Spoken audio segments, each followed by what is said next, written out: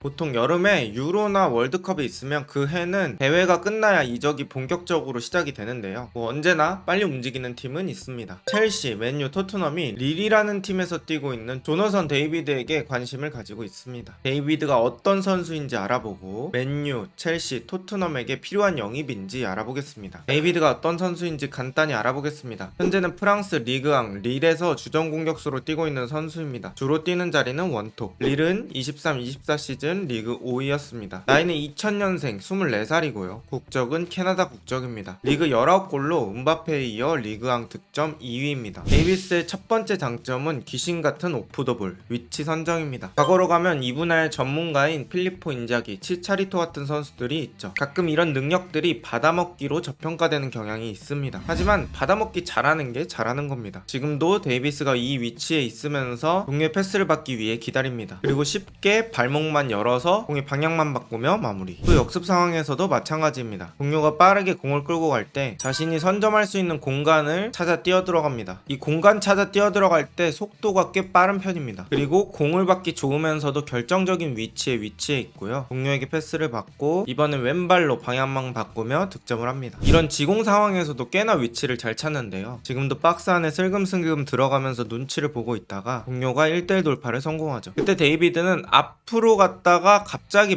멈추면서 동료의 공을 받을 길을 열어놓고 동료가 패스를 건네줍니다. 그리고 데이비드는 방향만 바꾸면서 또 득점을 성공하죠. 이런 것처럼 좋은 오프더볼 능력, 박스안 위치 선정 능력은 좋습니다. 조너선 데이비드의 두 번째 장점은 양발 사용 능력입니다. 이번 시즌 슈팅 맵인데 오른발 44번, 왼발 25번입니다. 왼발도 꽤 자주 쓴다고 볼 수 있습니다. 그리고 이 선수가 진짜 약발도 잘 쓰는지 보려면 슈팅할 때가 아니라 드리블할 때도 약발을 쓰는지 봐야 합니다. 슈팅보다 더 미세한 강도 조절이 필요하기 때문이죠. 근데 뭐 파리의 덴벨레처럼 진짜 막 양발을 섞어서 드리블하는 정도는 아닙니다. 치고 나갈 때 오른발로 한번 치고 왼발로 한번 치는 정도로 약발을 사용합니다. 뭐 확실한 양발은 아니고 왼발 사용에 익숙한 정도라고 보시면 될 것 같아요. 올 시즌 득점도 꽤 골고루 있습니다. 데이비드가 리그에서 19골을 넣었는데 그 중에 오른발로 10골, 왼발로 6골을 넣었습니다. 어쨌든 양발을 이렇게 잘 쓴다는 건 결국 선택지의 증가로 이어집니다. 곧 파기력의 증가죠. 슈팅각을 만드는데 아주 큰 힘이 되는 능력입니다. 요나선 데이비드의 단점은 부족한 제공권입니다. 자료를 보겠습니다. 리그앙 내 동일 포지션의 선수들과 비교한 자료입니다. 바가 붉은색일수록 최하위권인데요. 먼저 공중볼 경합 성공부터 보겠습니다. 공중볼 잘 따는 공격수들이 90분당 3개 정도입니다. 하지만 데이비드는 1개도 되지 않습니다. 이건 순전히 많이 했냐를 누적으로 생각하는 지표입니다. 그래서 공중볼 싸움을 많이 하면 늘어나는데 애초에 공중볼 싸움조차 많이 하지는 않는 유형이라는 겁니다. 그리고 공중볼 경합 성공률도 보겠습니다. 이 역시 붉은색으로 리그 내 동일 포지션에서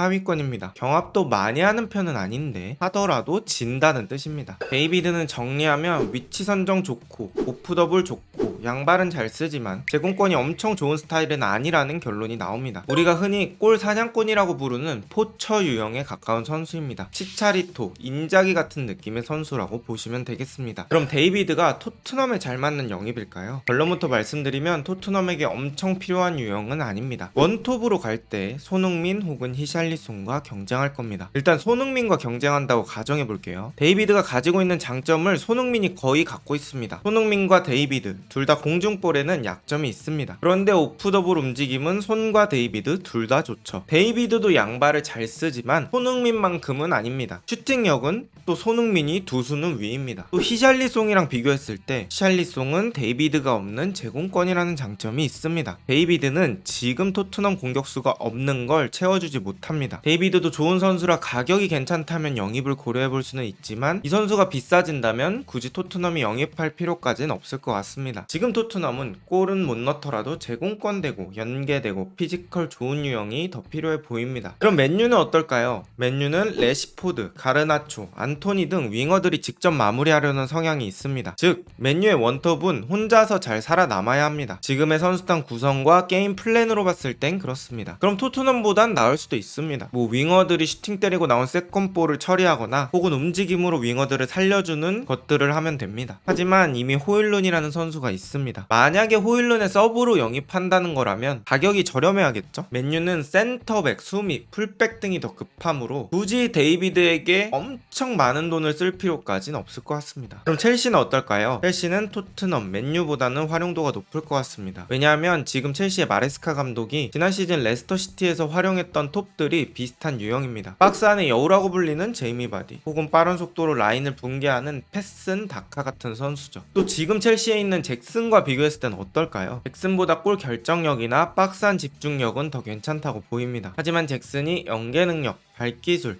제공권에선 우위라고 보입니다. 그래서 잭슨과 비교했을 때 압도적인 장점을 가졌다고 보기는 어렵습니다. 그래서 토트넘, 맨유보다는 첼시가 그래도 맞을 것 같긴 한데 첼시 역시 좀 신중하게 생각해야 할 것 같습니다. 제가 생각했을 때는 데이비드 자체는 그냥 충분히 좋은 선수입니다. 실력과 장점이 분명히 있죠. 하지만 이러한 유형의 선수는 쓰기 좀 까다로운 유형이라 감독의 활용에 따라서 선수 실력의 기복이 좀 생길 수 있습니다. 그리고 지금 토트넘, 맨유, 첼시의 스쿼드 상황이나 게임 플랜을 봤을 때 최우선 영입까지는 아니라고 생각됩니다. 이건 어디까지나 제 생각이니 참고만 해주시고요. 오늘 영상은 여기까지입니다. 좋은 하루 되세요.